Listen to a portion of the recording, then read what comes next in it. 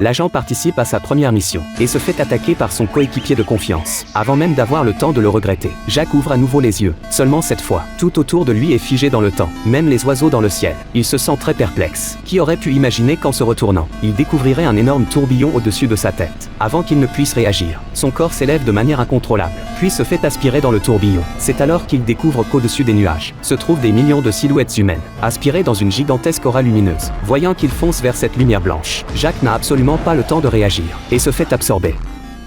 Tough day. Après s'être calmé pendant un long moment, il apprend de son interlocuteur qu'il est déjà mort et qu'il se trouve actuellement aux enfers. À l'origine, Jack aurait dû subir un jugement sévère pour ses crimes, mais les enfers ont reconnu ses capacités et donnent à Jack une chance de rejoindre la police des enfers, accepter le jugement ou continuer à être policier. Jack choisit sans hésitation la seconde option. Le commissaire, satisfait, appose alors sur Jack la marque de policier des enfers.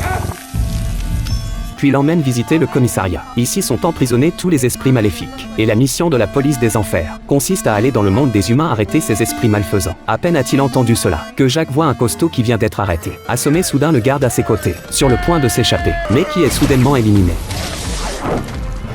Voyant cela, le commissaire se dépêche de présenter ce vieil homme appelé John, qui est précisément le coéquipier de Jack. Mais visiblement c'est un loup solitaire, très réticent à avoir Jack comme partenaire. Cependant face aux ordres du chef, il n'a d'autre choix que d'accepter. Obtenir sa reconnaissance n'est manifestement pas chose facile. Ensuite Jack est emmené dans des toilettes. John pose le pied, et voici que s'avère être un passage entre les deux mondes. Et John va emmener Jack, mettre fin à tout dans le monde humain. Aujourd'hui c'est justement l'enterrement de Jack. Regardant sa femme pleurer devant lui, l'assassin qui l'a tué console hypocritement sa femme. Jack est fou de rage, se précipite vers sa femme sans se soucier de rien. Mais étrangement, non seulement sa femme ne le reconnaît pas, mais même l'assassin qui l'a tué, elle le traite comme un étranger. Jack se sent très abattu. C'est alors qu'il apprend de la bouche de John que pour ne pas créer de chaos dans le monde humain, tous ceux qui deviennent policiers des enfers ont déjà vu leur apparence changer dans le monde mortel. La nouvelle identité de Jack est celle d'un vieil homme chinois. Quant à l'identité de John, d'après le regard de l'agent d'entretien qui passe, elle semble évidente.